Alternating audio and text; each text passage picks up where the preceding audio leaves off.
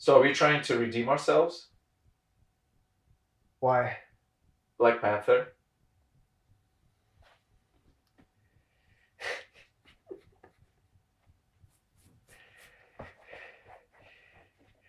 It's, it's like a shadow we never had. That's Like, racist. I walked right into that one, didn't I? So, while we are on the topic of Black Panther, let's talk about movies. Woo! Literally, this time. We are on a verge of the beginning of the end of everything.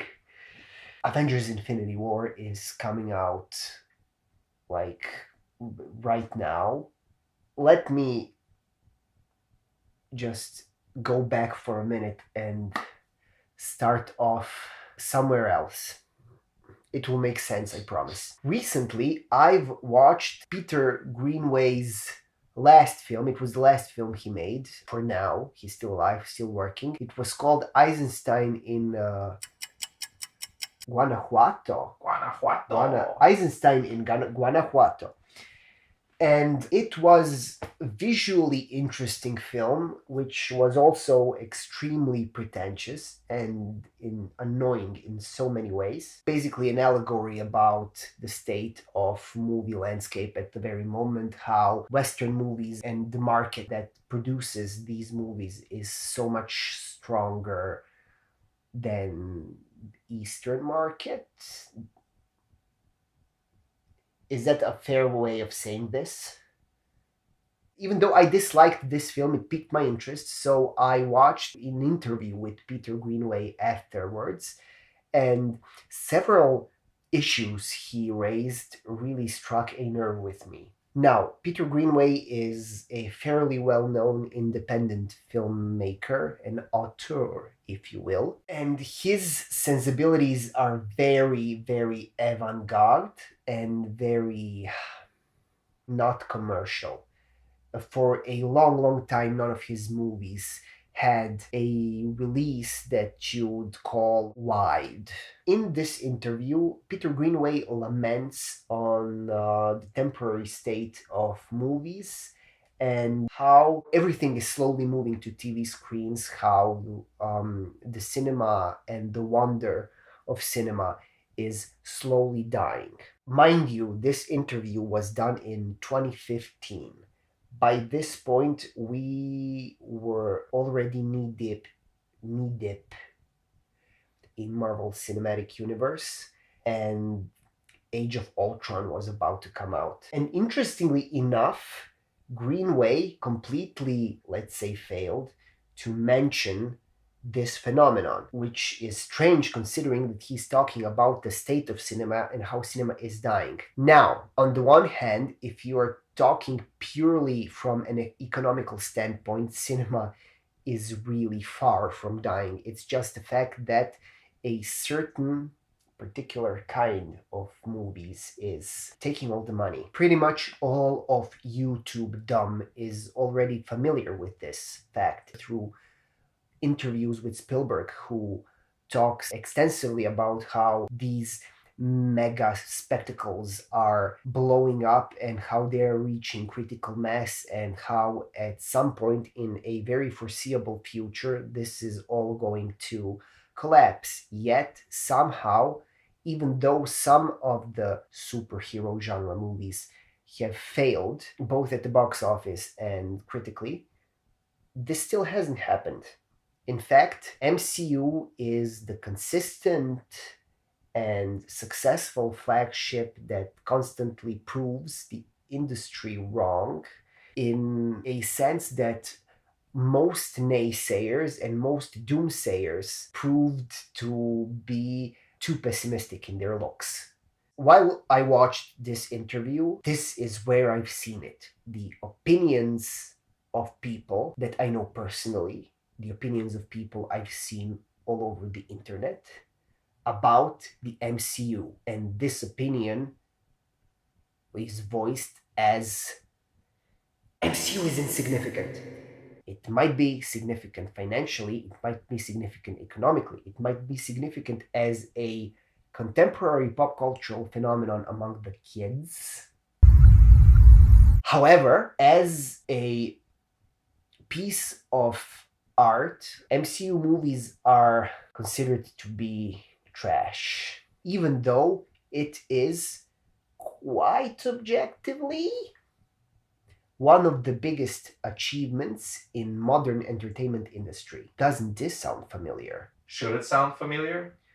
Well, that's an internal story in the history of movies, isn't it? A movie appears, and a lot of times it is received as something that's either passable at best or trash at worst, and yet it is very well received among the general populace. And as the movie history unfolds, you see the value of this movie increasing, and then it suddenly becomes a benchmark. That being said, this Greenway's argument is valid in the following sense. Original movies are definitely being drowned out by popular comic book movies like MCU. Not only financially, but they're being drowned out in quantity.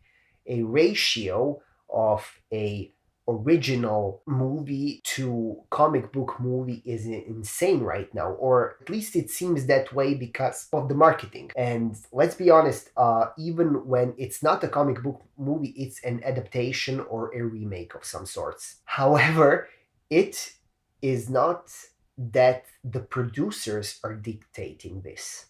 We are. The market is changing according to what we consume.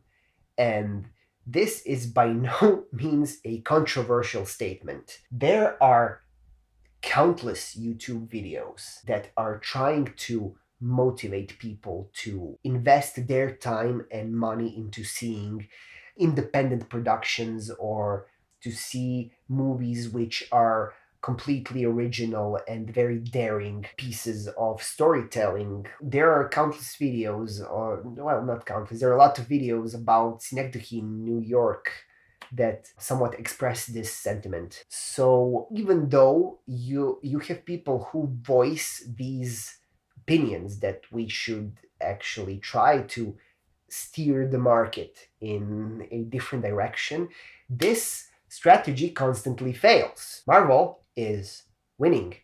And who's to say that this is a bad thing? Who's to say that one day this very specific golden age of comic book movies is not going to be considered a golden age of its own kind later when it is seen as part of movie history? It's not a stretch to imagine, is it not? The problem appears to be that more than any other movies, these movies have the feeling and the appearance of products. That's because there is this mechanized process to the way these movies are made and to the way these movies are released. MCU films are like products, and most of the kids who are growing up with these movies are not seeing them as such. However, it's hard to argue certain things. For example, it's hard to argue against the fact that all MCU films have bland photography. It's hard to argue that the structure is very predictable, that the characters are flat, that it has boring music.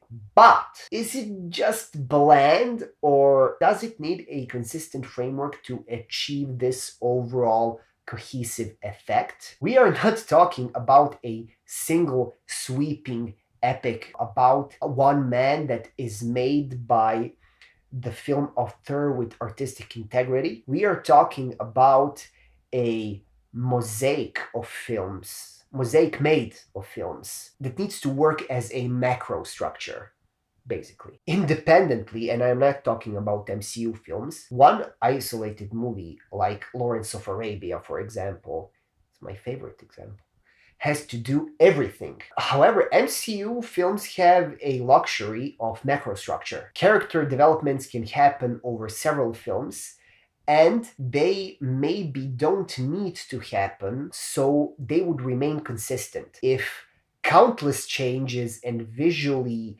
extremely striking things happened throughout these MCU films, you can argue that the overall result would be hard to follow and it would seem to be inconsistent. It needs to be somewhat streamlined and flat visually and story wise, so it would appear to be a consistent entity once it ends. They are, in other words, thinking long term. This arc began in 2008 and it's ending this year and maybe next year. I can't for the life of me remember when the second one is coming, I'm sorry.